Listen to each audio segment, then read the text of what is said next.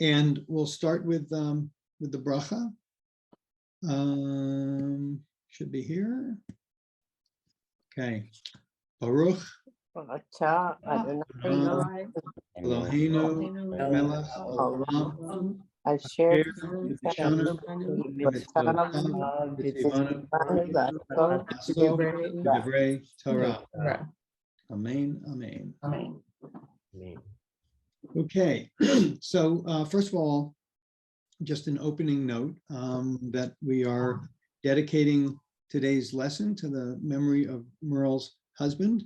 His yortzeit was last week, or the week before Rosh Hashanah, and Merle, you're up in Montreal going to a kiddush that you're sponsoring in his memory. Do you want to say just a few words about him? Yeah, well, Sid passion was Jewish education, which is how I got to know him, because we were active.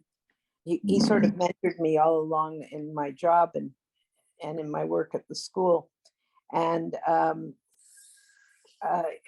when we got together as a couple, he started coming to the reconstruction of shul, and he changed from 3 days a year, man, to every Shabbat, because he really could identify with the philosophy of the shul and with the rabbi in Montreal.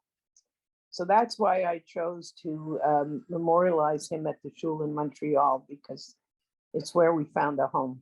Yeah. And they built a new building, and we were the first couple to get married in that building. Wow. Not bad. You inaugurated it. Yes. Yeah. Not bad at all. Yeah. He was a sweetheart.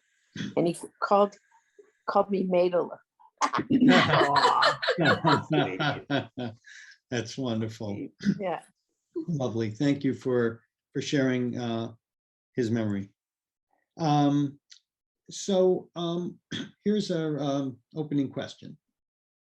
And we're going to do this a little bit differently than we normally do. So the opening question is, if you had one nugget of wisdom or key to happiness that you were permitted to pass along to the next generation, what would it be?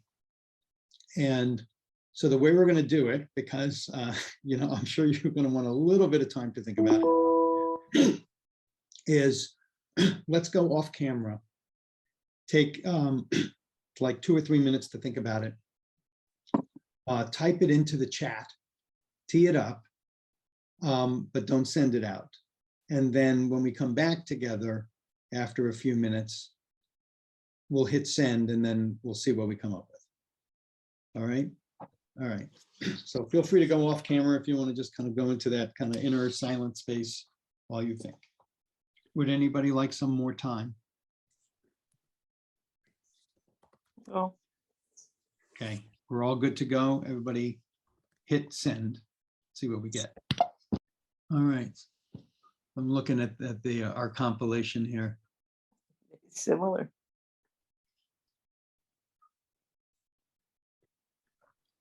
Huh. Love, generosity, and kindness. It's like the golden rule.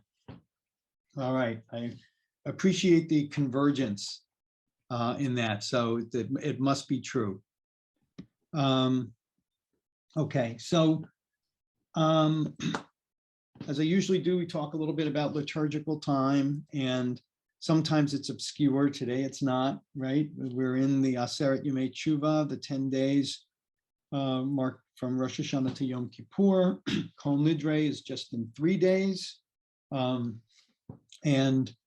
we read Vayelech, this week's Torah portion, every year at this time.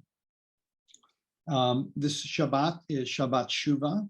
And as we mentioned a few weeks ago, the Jewish calendar has the equinoxes are kind of marked by these special times. There's a Shabbat right before Pesach called Shabbat Hagadol. So, it's that time of year. The bimas are booming with annual appeals. So it doesn't get any holier than this. Vayelech is the part of those parshas at the end of Moshe's life, full of a lot of poignancy, him saying goodbye. And as we reach the end, as I noted in the note that I sent out, we get to literally the last mitzvah in the Torah. Now, people have different counts on the mitzvot. I think that by some counts, someone may sneak in another one at the end, but by most counts, this is the last one, and that commandment is to write your own Torah. So that's what we're going to talk about today, and we all just wrote a Torah together pretty quickly. But anyway, so let me get to our Sefaria source sheet. And there we go. Okay, if you're following along in your Chumash, from Devarim, chapter 31, verse 19. And Annette, would you like to read the English for us there? Therefore, write down this poem and teach it to the people of Israel. Put it in their mouths in order that this poem may be my witness against the people of Israel. Okay, so one sentence, very short. What strikes you about the sentence? Anybody have some observations? It's the witnessed against. I don't like that. Yeah. Yeah, that's a curious phrase, right? Witness against. And we'll talk about that.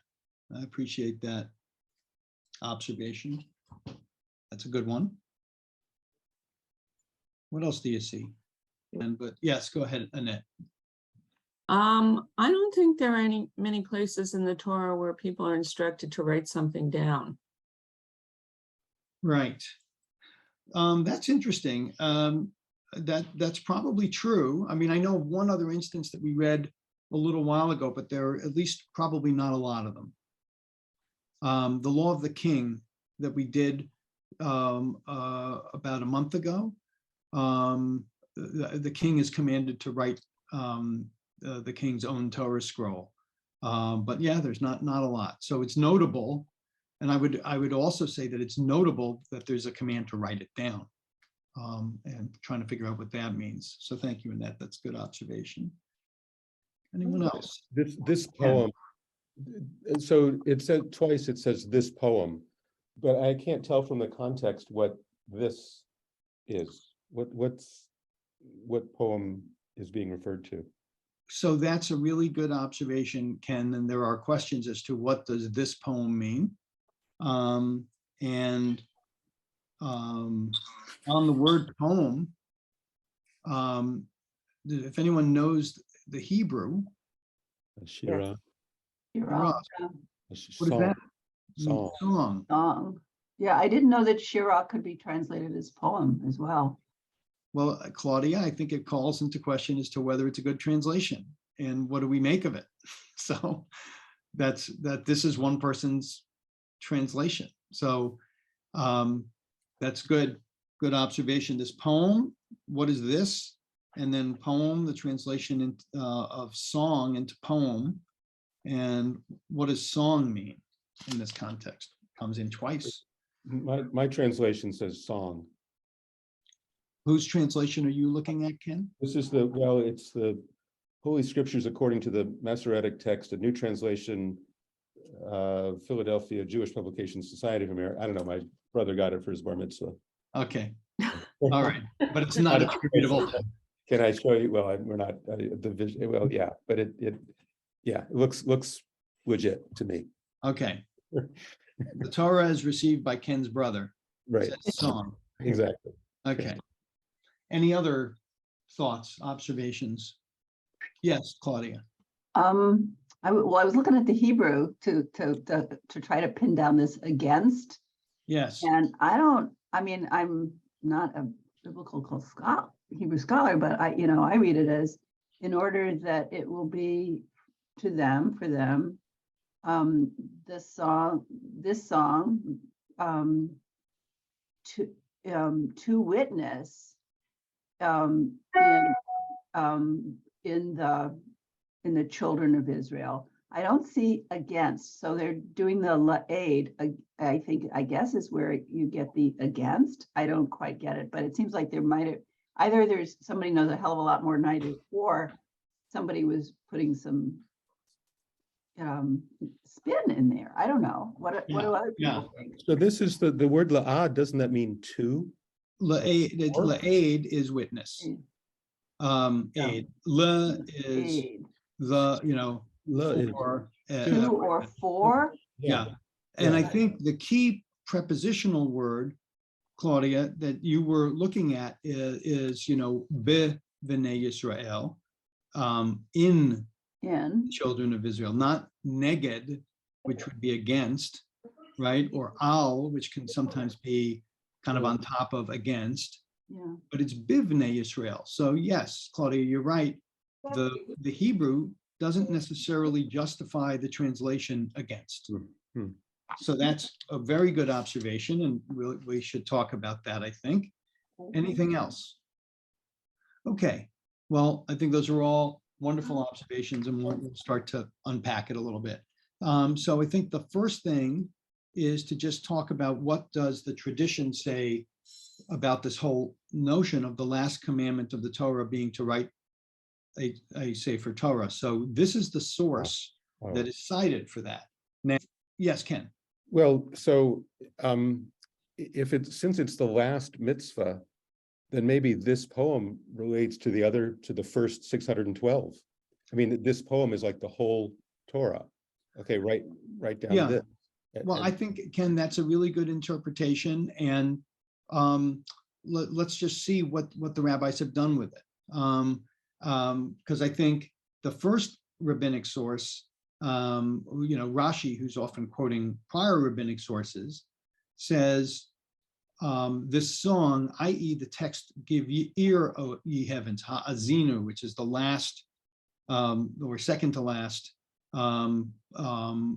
parsha, and it's Moshe's song that he sings. And Rashi takes song literally and says it's the next chapter coming up, chapter 32, ha'azinu.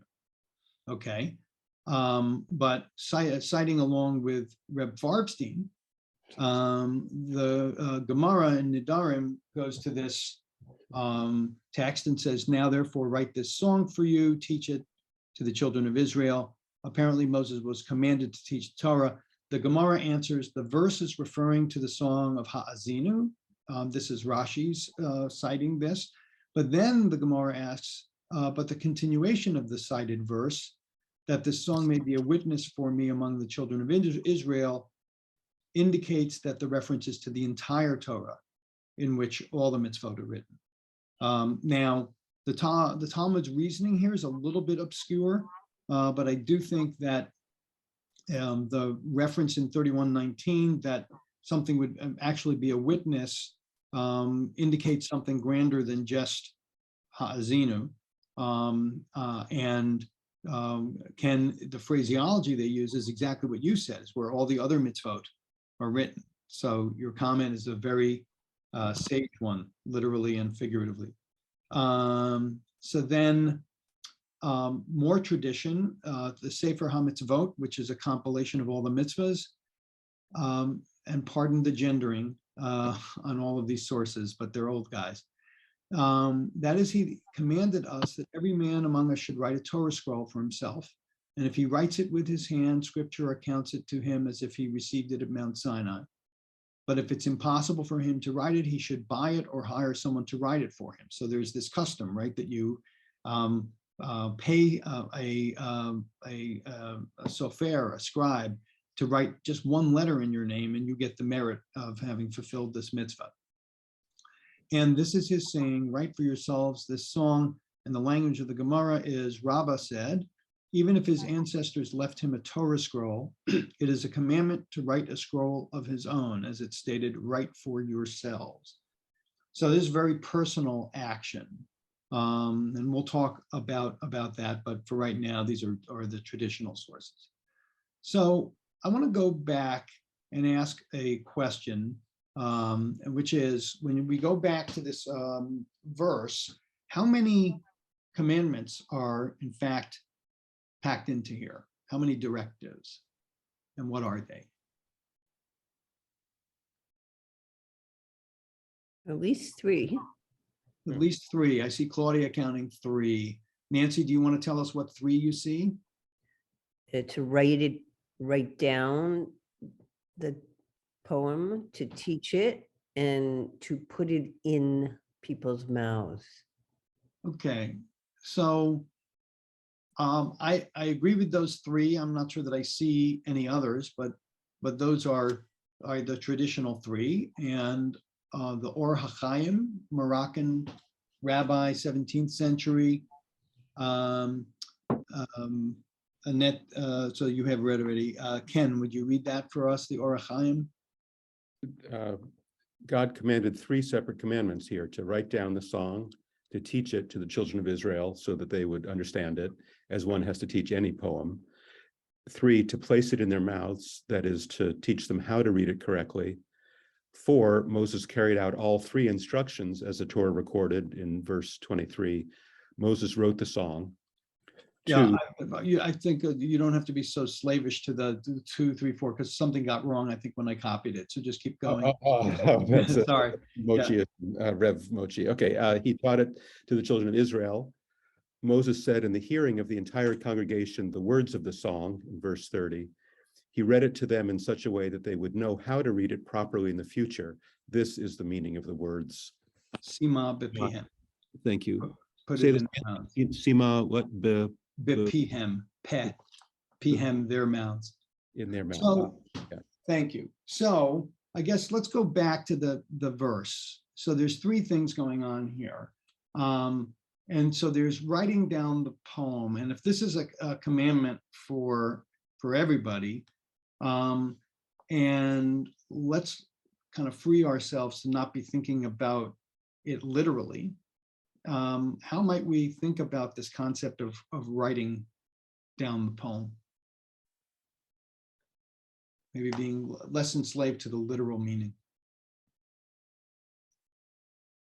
Well, this isn't maybe quite the answer to your question, but I'm trying to remember how often are there references in the Torah to writing? I mean, the only thing I can really think about is the 10 Commandments on Yeah. stone. But this says something about literacy and the importance of literacy. And I mean, how many people back then could read and write? I bet not very many. I mean, that's sort of exciting, actually. Yeah. So the actual kind of physical writing of it and the ability to do that speaks to you. What else do people think about?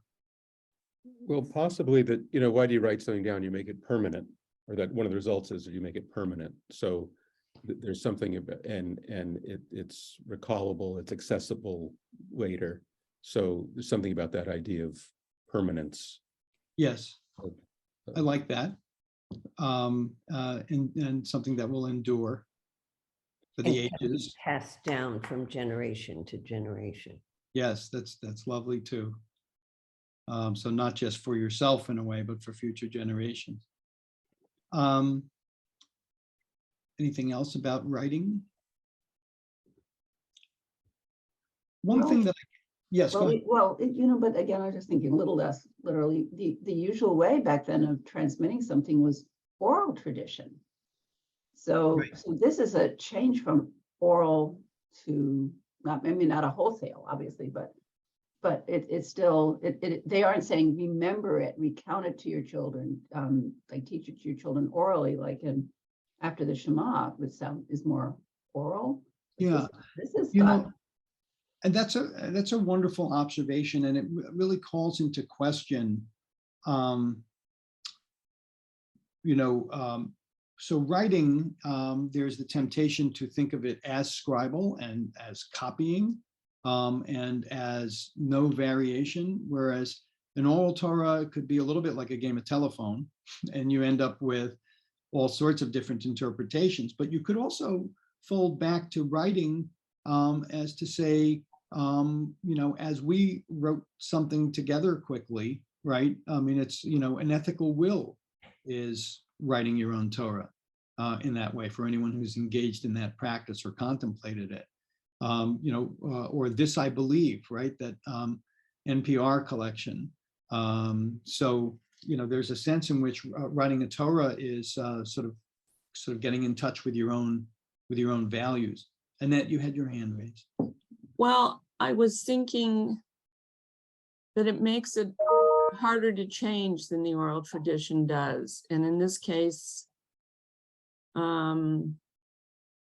this is an important moment in the history of the Jewish people, and Moses and God want to make sure that they get it right. And as Nancy said, they get it for future generations, and it's less hard to change through the oral tradition. So it's kind of a canonization, Right. right? And let's make sure. That's a good word. Yes. Yeah. I couldn't find that word. Yes. Right. Well, that's good observation, Annette, that's important for the integrity of the text, right? That's well put. So yes, so let's take a second layer to this. Teach it to the people, not just write it down, but teach it. So where are we going from when we move from writing it down to teaching it? What? Yes, Merle. Probably discussing it, like we're doing. It's one thing to look at the words and to discuss them and that's how you learn about it. Great. I think, yes, this is an advertisement for Chavruta and Torah study. Great. Yes, Annette. Well, there's no point in writing it down unless you teach it. Mm, The words on the page mean nothing without teaching, discussion. I mean, they only have a life. You can write them down and put them off in a corner, put them off on a bookshelf, but they have no meaning unless they come alive when you teach them and talk about them. right. So true. They come alive for the teacher as well as the student. Students, right? Yeah, yeah. Very good. I agree with that as well. Anything else come to mind as we think about that next layer of this commandment to teach it? Well, it just came to my mind when the Israelites came back from exile. They didn't, 80 years later, they didn't know much. The Jews who stayed behind didn't know much.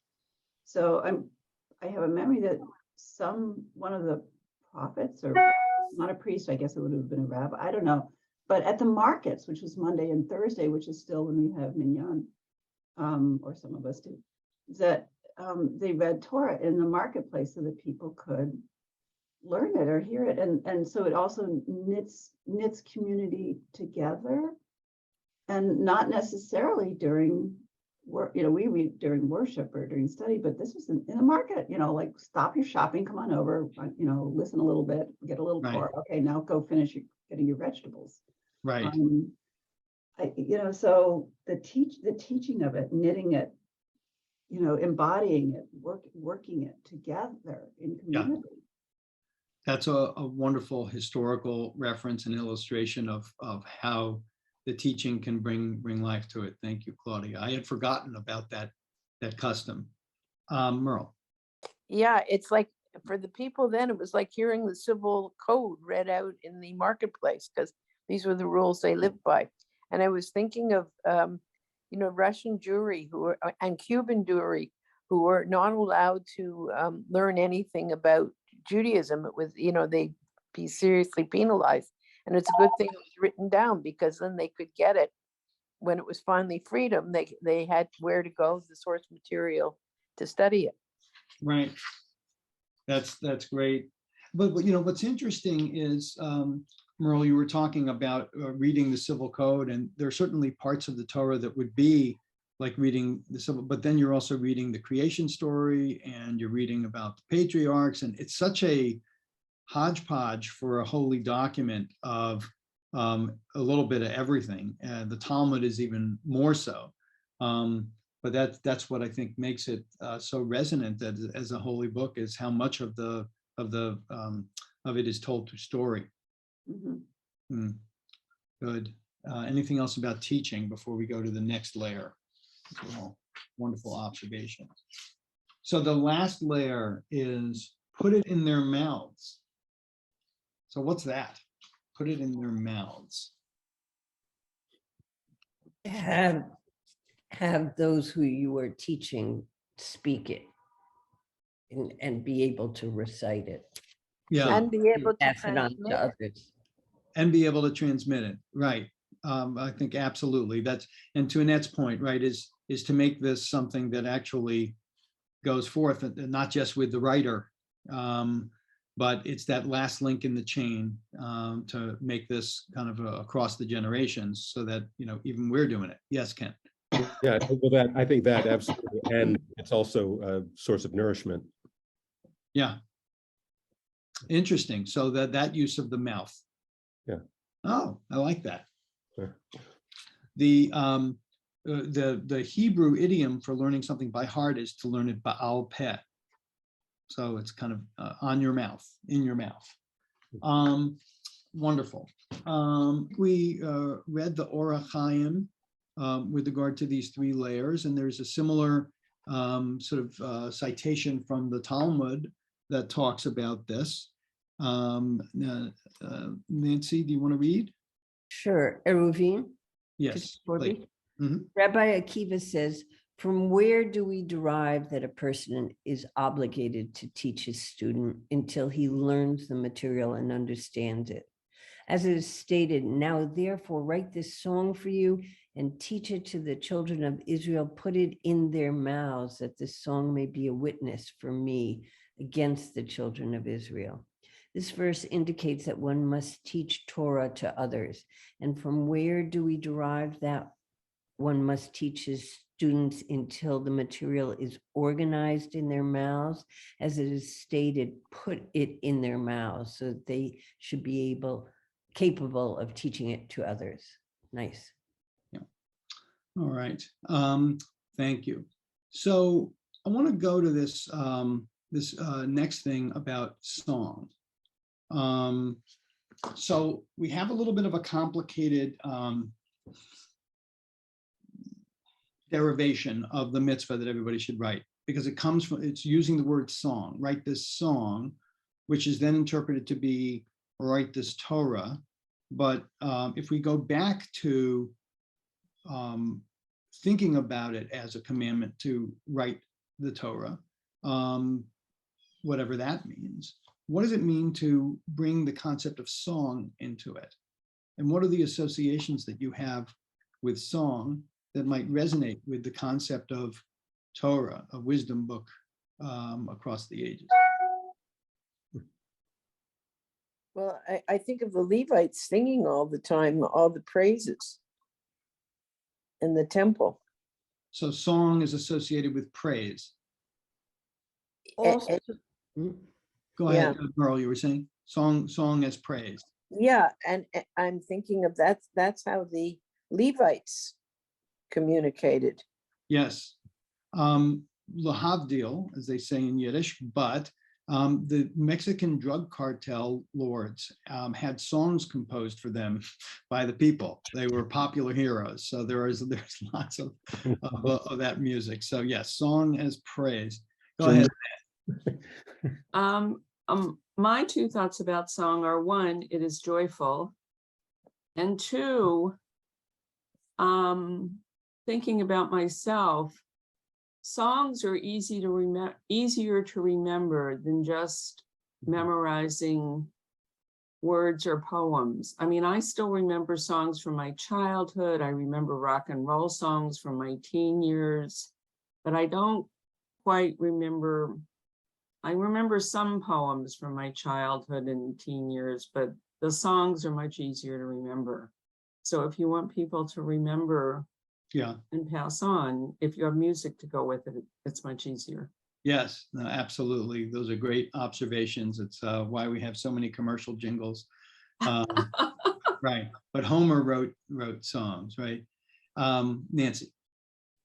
well, I was going to say the same thing, that, you know, song sits in a different place in your brain, and so it's easier to remember. Yes. And also it reminds us of the chanting of the Torah. Yes, that's wonderful. So the Torah is sung, literally. Yeah. Thank you for that. And of course, there's the, Oliver Sacks stories about people who lose their capacity to speak, but can still sing, right? Or the Yeah. paralyzed musicians who can play, still play music, like Casals, right? Or at least Yeah. they're physically limited. What's his name? well- That singer who had Alzheimer's, who Tony gave Bennett. that, Tony Tony Bennett. Bennett, who Oh. gave that concert Right, what's with her Lady name? Gaga. that, right? Yeah, Who, that was he'd wonderful. forgotten everything else, but he could get up on stage and sing all Yeah. his old Yeah. songs. And Alzheimer's Merle, go patients, ahead. yeah, Alzheimer's patients in homes, they bring in a lot of music and the people will react to it where they don't Mm. react to anything else. Music seems to be really almost, and think of little babies when you sing to them, you sing lullabies to them. Mm. Song is a very primary way of communication. Right. Thank you. And maybe for these kinds of elemental lessons, it's kind of the way you want to communicate it, sort of to the heart or a different part of the brain. Claudia. So again, just thinking back, where else have there been songs in the Torah? And I don't know, but the first one I think about is Miriam's song Miriam.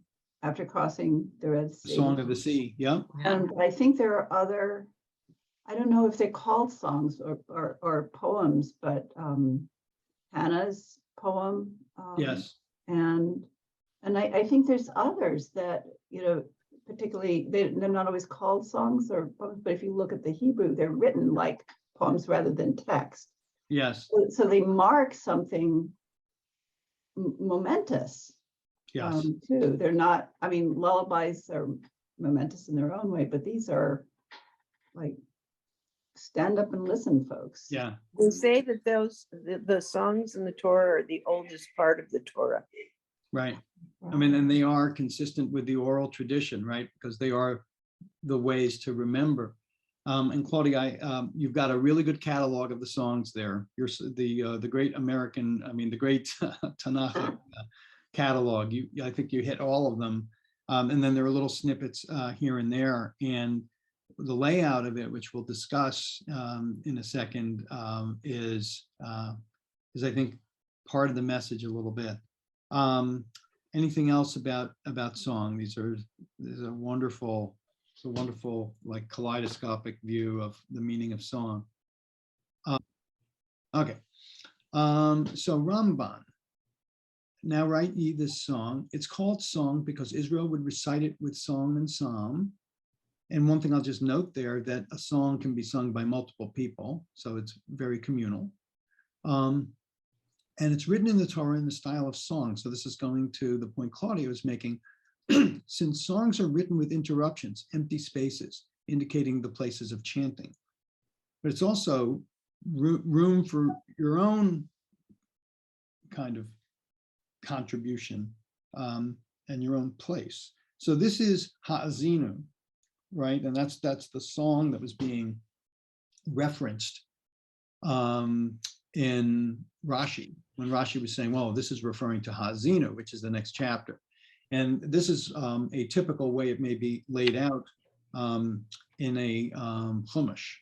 And you can see it's written there so that you have a sense of the phrasing, you have a sense of the space, and a sense of the specialness of this interlude. Wanted to also share this very interesting connection between music and empathy in a study. I'll just read it. Music seems to be social glue. Think of how love songs enhance our romantic feelings, how marching bands intensify our affinity for the home team, or how huge rock concerts make us feel one with a crowd of thousands. Music has some special power to increase our sense of connection and help us affiliate with others. But why? What's happening in our brains that makes the isolated set of sounds resonate in these ways? A new neuroscience study aimed to find out. This is back in 2018, I think. In the study, researchers scanned 20 college students' brains using functional MRI technology while they listened to very short clips of music, some familiar, some unfamiliar, and some they might like or dislike according to what the researchers could gather about their musical tastes. The idea was to see how people's brains responded to these different kinds of music and then compare those neural patterns. Afterwards, people rated the music they heard and reported on how empathetic they were in everyday life, meaning how much they tended to feel sympathy for others in distress and were able to take someone else's perspective. The researchers suspected that empathy, an important factor in developing social relationships, which creates a distinct pattern in the brain when people are experiencing it, might influence how we process music. Analyzing the scans revealed some interesting patterns. Highly empathic people tended to have significantly higher activation in their brains overall, and specifically in the reward centers of the brain when listening to familiar music they liked, meaning they seemed to find music listening more pleasurable than people low in empathy. They also had higher activation in the parts of the brain implicated in processing social information, like when you try to understand another person's perspective or what they might be feeling.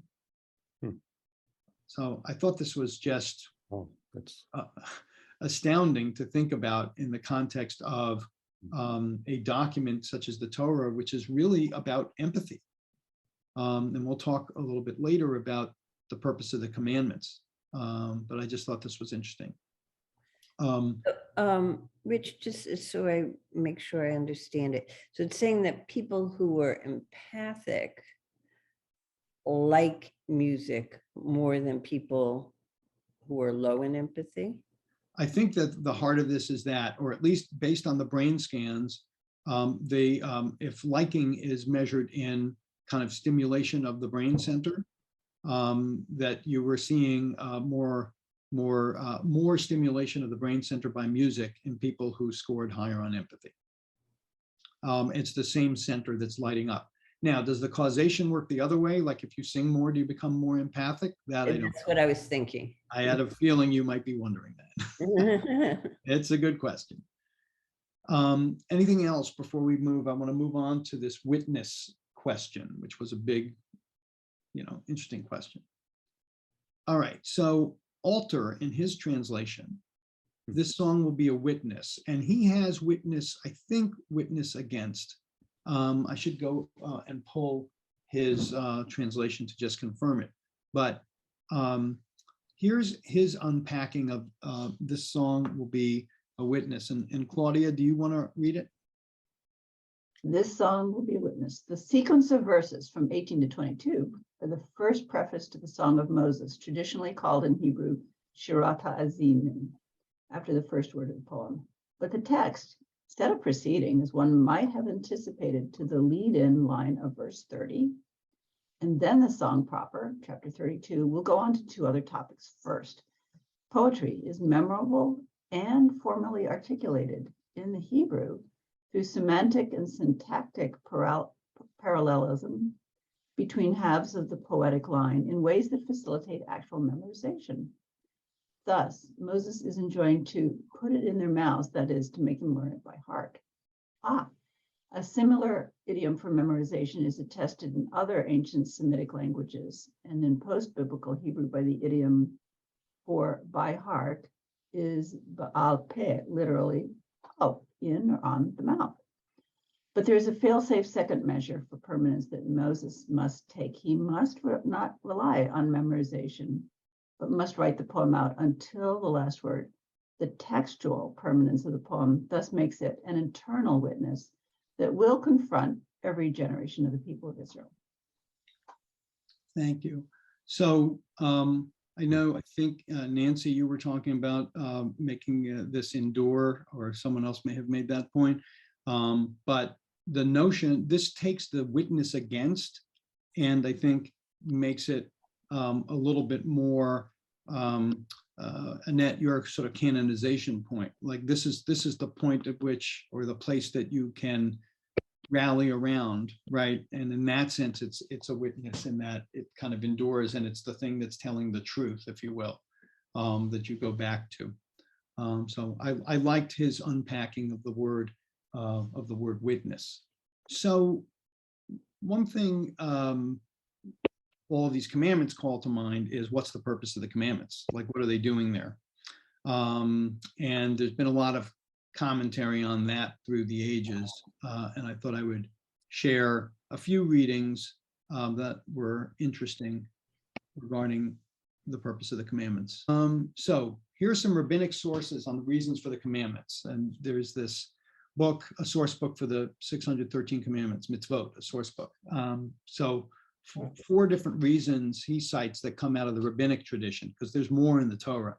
To make us better people, to make us a better world, to establish our national identity. So things like kashrut, mark you as a Jew, or Sabbath observance, to beautify us and make us worthy of God's love. And this is that frequent concept of the people of Israel being God's bride, right? So it makes us worthy of God's love. Another take on this is from Tali Lowenthal, a very interesting midrash. The first word of the 10 commandments is Egyptian. And what does this mean? Go back to Annette. The Midrash says the first word of the 10 commandments is in the Egyptian language. What does this mean? The first word, Anoki, is Egyptian because God wanted to speak with us in the language we had learned while we were in Egypt. This tells us something about the nature of Torah and of being a Jew. God does not want to relate to us only on the sacred spiritual level of our lives, represented by Hebrew, the holy language. God wants to reach the earthly Egyptian dimension as well. We should not try to pretend that we do not have this lower aspect. Rather, we should try to control it, then elevate it, and ultimately transform it into something holy. God helps us in this task. There are Jews teaching about every aspect of life, including the most basic. The mitzvot connect us to God on every level of our being. For this reason, Anoki, the first word of the 10 commandments, is in Egyptian. It reaches down the Egyptian person inside us and transforms him or her into a Jew. I wonder what Egyptians think about this. Well, fortunately, they're an extinct people without modern representations. That's their problem. And we triumphed in the end, yay us. But, this notion that, the elevated parts of ourself are already there, right? And it's really to reach us where we live, maybe in the kind of messy parts, which are here kind of metaphorically referred to as the Egyptian parts. Another teaching that I really enjoyed on this is the Sefat Emet, the Gera Rebbe, 19th century Hasidic rabbi. And Arthur Green has a translation of some of his teachings. Ken, do you want to read this one? Yeah, the purpose of all the commandments, both positive and negative, that were given to Israel is so that every person of Israel be free. That's why the liberation from Egypt comes first, before the giving of the Torah. Torah then teaches the soul how to maintain its freedom by not becoming attached to material things. These are 613 counsels.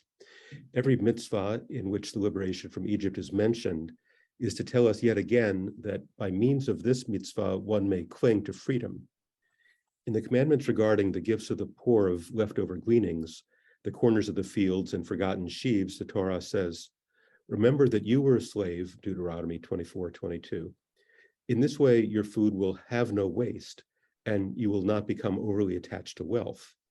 That's why the Torah commanded such things as tithes and gifts to the poor. These guard one from over-attachment to wealth. This is the purpose of the entire Torah. I love that take on Torah as our freedom.